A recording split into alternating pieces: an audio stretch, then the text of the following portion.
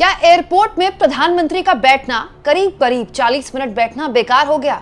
अब किसकी तपस्या में कमी रह गई और अब कौन सी दूसरी मिनिस्ट्री से मदद मांगकर डैमेज कंट्रोल किया जाएगा? दोस्तों, राहुल गांधी ने एक बहुत ही हैरतअंगेज आरोप लगा दिए हैं, खुलासा कर दिया है इस सरकार पर। ये तो आप जानते ही हैं कि पिछले कई दिनों से नीट पेपर लीक के बाद से शिक्षा व्यवस्था को लेकर ये सरकार बैकफुट पे है। जंतर मंतर में सीजेपी अलग धरना दिए हुए है, वहां अनशन चल रहा है। और अनशन क्या चल रहा है, अब तो सोनम वांगचुक की तबीयत काफी बिगड़ने लगी है। वहीं इस बीच राहुल गांधी ने बहुत ही हैरतअंगेज खुलासा कर दिया है। दोस्तों, राहुल गांधी का कहना है पिछले हफ्ते यूजीसी नेट का जो पेपर हुआ है उसके भी हो सकता है कि लीक होने की सूचना आ जाए या फिर आ रही है। दोस्तों, अभी नीट का पेपर हुआ था ना, नीट के पेपर से अलग होता है नेट का पेपर। दोस्तों, बेसिकली यूजीसी नेट मतलब होता है university grant commission national eligibility test. ये होता क्या है, एनटीए कराता है इसको, वही एनटीए जिसने नीट का पेपर करवाया था, जिस पर काफी सवाल उठे थे। बेसिकली ये असिस्टेंट प्रोफेसर्स और जूनियर रिसर्च फेलोशिप्स या फिर जिनको पीएचडी वगैरह करनी होती है ना अलग अलग यूनिवर्सिटी और कॉलेजेस के लिए, उसके लिए होता है। बहुत ही इंपॉर्टेंट पेपर होता है। इसको लेकर राहुल गांधी ने एक बहुत ही हैरतअंगेज खुलासा कर दिया है। पिछले हफ्ते ही पेपर हुआ है। हुआ क्या, कुछ अखबारों में इसको लेकर खबरें छपी, जैसे दैनिक भास्कर ने खबर छापी कि जो अभी पिछले हफ्ते कुछ दिन पहले यूजीसी नेट का पेपर हुआ है उसके भी लीक होने का दावा हो रहा है। बकायदा रोहतक में छात्र नेता ने कथित तौर पर क्वेश्चन पेपर दिखाया और अब उन्होंने कहा है कि इस पूरे मामले की फॉरेंसिक जांच हो। ठीक है दोस्तों, दीपक धनखड़ ने दैनिक भास्कर की इस खबर के मुताबिक, जो कि छात्र नेता हैं, उन्होंने आरोप लगाए हैं कि 28 और 29 जून की रात अभ्यर्थियों को पढ़ाए गए कुछ विषयों के जो क्वेश्चन थे वो फाइनल क्वेश्चन से 100% मैच खाते। मतलब कई लोगों के पास वो क्वेश्चंस पहले से ही थे जो अगले दिन पेपर में पूछे गए। ये खबर शेयर की है राहुल गांधी ने और बेहद गंभीर आरोप लगा दिए हैं सरकार पर। यकीन मानिए दोस्तों, सरकार के लिए लेने के देने पड़ जाएंगे अगर ये मामला तूल पकड़ गया। क्यों? क्योंकि सीजेपी का आंदोलन अभी चल ही रहा है। ठीक है, वो धर्मेंद्र प्रधान के इस्तीफे की मांग कर रहे हैं। और ये जो नीट का दोबारा से पेपर हुआ था उस पर क्या क्या नहीं किया गया। मतलब एयरफोर्स की मदद ली गई और प्रधानमंत्री को एयरपोर्ट में बैठना पड़ा था। याद होगा आपको, मोदी जी बंगाल से आ रहे थे लेकिन मोदी जी ने कहा कि नहीं, छात्रों को कोई आपत्ति ना हो, कोई समस्या ना हो, तो मोदी जी एयरपोर्ट में बैठ गए। और जब तक 2 बजे तक छात्र पेपर देने के लिए एग्जामिनेशन हॉल में नहीं चले गए तब तक मोदी जी एयरपोर्ट से निकले नहीं। और अब खबर आ रही है कि भैया एनटीए जो एक और पेपर कराता है नेट का, वो लीक हो गया या उसके लीक होने की आशंका है। खबर है ये, मैं दावा नहीं कर रही हूँ।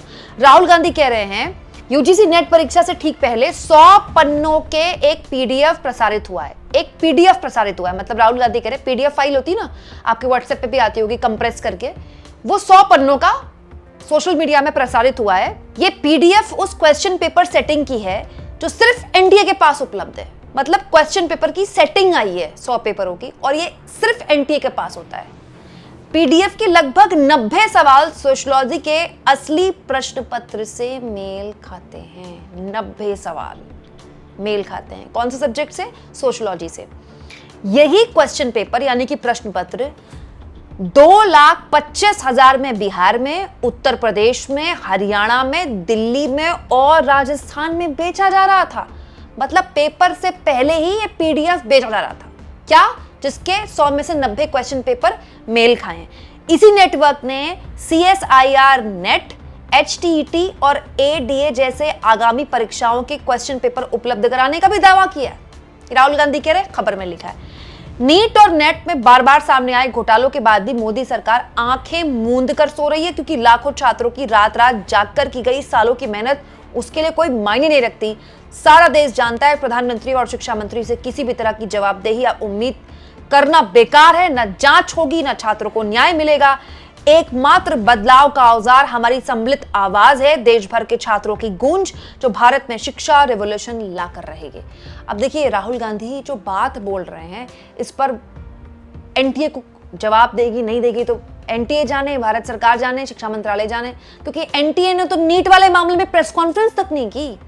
सीबीएसई ने 12th की आंसर शीट्स के जांच जो किया है उस पर एक प्रेस कॉन्फ्रेंस तक नहीं की। लेकिन ये आरोप भर नहीं है, खबरें छपी हैं इसको लेकर। दोस्तों, जो छात्र नेता दीपक धनखड़ का यहाँ पर जिक्र हुआ है, बकायदा उनके लिए दैनिक भास्कर ने छापा भी है कि उनका दावा है कि उनकी मंशा पैसा कमाने या किसी अभ्यर्थी का पेपर करवाने की नहीं थे, बल्कि ये पता लगाने की थी कि कथित पेपर उपलब्ध कराने वाले लोग क्या वाकई में क्वेश्चन पेपर लेकर आते हैं या अभ्यर्थियों से ठगी करने वाला कोई गिरोह है। तब उन्हें पता चला कि ये तो एक्चुअली में जो क्वेश्चंस दिए गए छात्रों को वो आए भी वही अगले दिन। महत्वपूर्ण ये है दोस्तों कि राहुल गांधी ने ये ट्वीट और दीपक धनखड़ ने ये वीडियो तब शेयर किया है जब प्रधानमंत्री विदेश में हैं। आज मैं देश के सामने वह पूरा घटनाक्रम रखना चाहता हूं जो हमारे साथ हुआ।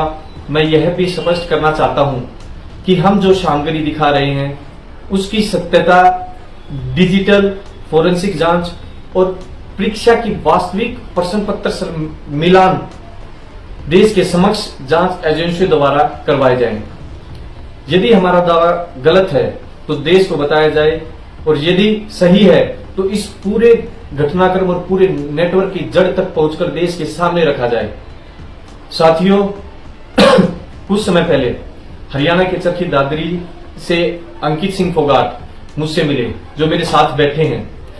अंकित जी ने मुझे बताया जून में होने वाली यूजीसी नेट सहित अन्य कई परीक्षाएं हैं जिनके प्रश्न पत्र परीक्षा से पहले ही उपलब्ध करवाए जा सकते हैं और उनसे किन्हीं लोगों ने संपर्क किया है और उन लोगों ने कथित रूप से कहा था कि उनके पास परीक्षाओं के पेपर एडवांस में आ जाएंगे और वे अभ्यर्थियों को परीक्षाओं से पहले प्रश्न पत्र पढ़ा सकते हैं और उनके उत्तर पढ़ा सकते हैं।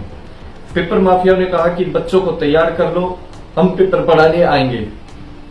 देश में पहले भी पेपर लीक के अनेकों मामले सामने आ चुके थे, इसलिए हमने इस सच को केवल सुनकर छोड़ने की बजाय इसकी सच्चाई जानने की रणनीति बनाई, इसकी गहराई तक, इसकी गहनता तक जाने की एक रणनीति बनाई। हमारे कुछ साथियों ने तय किया कि जिन विषयों की परीक्षा होने वाली है उन विषयों के वास्तविक अभ्यर्थियों से संपर्क किया जाए और हमारा उद्देश्य यह जानना था कि पेपर जो उपलब्ध कराने का दावा उनके द्वारा किया जा रहा है, जिन लोगों द्वारा किया जा रहा है, वह असली प्रश्न पत्र लेकर आते हैं या केवल बच्चों से पैसे ठगने वाला कोई गिरोह है या कोई ऐसा गिरोह जो बच्चों के पैसे ऐंठ कर बाहर निकल जाता है। मैं यहाँ बहुत स्पष्ट शब्दों में कहना चाहता हूँ कि जिन अभ्यर्थियों ने हमसे संपर्क किया या हमने जिनसे संपर्क किया, हमने पूरी रणनीति और नेटवर्क की गहराई और सच्चाई उनको नहीं बताई। हमारा दावा है कि हमारा उद्देश्य किसी भी बच्चे से पैसा कमवाकर उन्हें नहीं देना था। हमारा उद्देश्य था कि कैसे उनको पकड़ा जाए। हमारा उद्देश्य कथित नेटवर्क तक पहुंचना और उनके दावों की सच्चाई सामने लाना था। हम चाहते थे कि यदि वास्तविक में प्रश्न पत्र परीक्षा से पहले उपलब्ध हो रहे हैं तो उनके प्रमाण सुरक्षित किए जाएं और देश की जनता, मीडिया और सरकार जांच एजेंसियों के सामने रखे जाएं कि आखिर देश में पेपर लीक का नेटवर्क किस स्तर तक फैला हुआ और कैसे ये पेपर माफिया काम करते हैं। साथियों, यूजीसी नेट की परीक्षाएं 22 जून 2026 से शुरू होनी थी। 20 जून को मैं जंतर मंतर पर पेपर लीक के खिलाफ चल रहे आंदोलन में अभिजीत दीपीए जी के साथ शामिल था। पहले भी जंतर मंतर पर एक्टिवली स्टेज पर मैंने पार्टिसिपेट किया और अनेकों प्रदर्शनों में शामिल रहा। उसी दौरान अंकित जी का मेरे पास फोन आया और इन्होंने कहा कि कथित पेपर उपलब्ध कराने वाले लोगों का फोन आ गया है और उन्होंने कहा है कि वो अगले दिन पेपर लेकर आ जाएंगे। मैं उसी दिन दिल्ली से निकल कर गया और अंकित जी के पास पहुंचा। हमने अपने साथियों से संपर्क किया जिन्होंने उन विषयों के अभ्यर्थियों से संपर्क कर रखा था जिनका एग्जाम है। अगली रात यानी 21 तारीख की रात बिहार, उत्तर प्रदेश और दिल्ली से जुड़े बताए लगभग 7-8 कुछ लोग आए जो अंकित जी ने संपर्क किए। वे अपने साथ एक पेन ड्राइव लेकर आए थे और उन्होंने सामने ही दस्तावेज दिखाए कि वे कथित प्रश्न पेपर थे। उन पर ऐसे हस्ताक्षर, एंटी के हस्ताक्षर दिखाई दे रहे थे जिनके बारे में उन लोगों ने दावा किया था कि यह प्रश्न पत्र बिल्कुल ओरिजिनल है और यही पेपर आएगा और ये साइन ओरिजिनल है। मैं फिर ये कह रहा हूं कि इन हस्ताक्षरों और दस्तावेजों की वास्तविक फोरेंसिक जांच हो और विशेषज्ञ और जांच एजेंसी करे इनकी कि ये किनके साइन हैं। हम स्वयं किसी हस्ताक्षर की प्रमाणिकता नहीं करते कि यह साइन किसके हैं, लेकिन सवाल यह है कि हमारे सामने जो पेपर लाए गए वह आखिर कहां से आए। और बाद में कुछ विषयों के पेपर बिल्कुल सही मिले जो आपकी स्क्रीन पर ऊपर भी दिखाई दे रहे होंगे। ये पेपर एक दिन पहले आ गए थे। उस रात उन लोगों ने अभ्यर्थियों को प्रश्न पत्र पढ़ाया, पूरे उत्तर पढ़ाए। अभ्यर्थियों के अलावा किसी अन्य व्यक्ति को अंदर जाने की कोई अनुमति नहीं थी। वे स्वयं बच्चों को पेपर पढ़ा रहे थे। वे लोग बेहद सावधान थे, उन्हें डर था कहीं यह पेपर कहीं बाहर न निकल जाए और बाहर एक बड़े वायरल ना हो जाए नीट की तरह। लेकिन अगले दिन 22 जून 2026 को परीक्षा हुई तो उनके द्वारा पढ़ाए गए पेपर परीक्षा से मैच नहीं हुआ। उसके अगले दिन 23 जून को फिर यही प्रोसेस रहा। 23 जून 2026 को उन्होंने फिर अभ्यर्थियों को बुलाया, प्रश्न पत्र पढ़ाए, उस दिन फिर प्रश्न पत्र मैच नहीं हुआ। इसके बाद उन लोगों ने स्वयं कहा कि जहां से वो पेपर खरीद कर लेकर आए थे वहां उनके साथ धोखा हुआ है।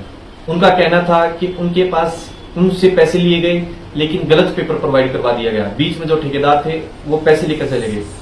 उस समय हमें भी लगा कि शायद हमारा पूरा प्रयास विफल हो गया। हमें लगा कि शायद ये लोग केवल ठगी करने वाला गिरोह है, ये कोई पेपर माफिया वाला नहीं है और न इनके पास कोई वास्तविक प्रश्न पत्र है। लेकिन 28 जून को एक बार फिर अंकित जी के पास दोबारा से फोन आया। उन लोगों ने फिर से दावा किया कि 29 जून और 30 जून को जिन विषयों की परीक्षाएं हैं वो बिल्कुल असली निकलेंगी और वो किसी और दूसरे स्रोत से वो प्रश्न पत्र लेकर आए हैं। अंकित जी ने हमें यह जानकारी दी। इसके बाद हमारे साथियों ने उन विषयों के अभ्यर्थियों से संपर्क करना शुरू किया जिनकी परीक्षाएं 29 और 30 जून 2026 को थी। 29 जून की रात को उन लोगों ने जो क्वेश्चन पेपर पढ़ाया वो 100% मैच हो गया। ये ऊपर स्क्रीन पर हम दिखा रहे हैं, 100% पेपर मैच हुआ है।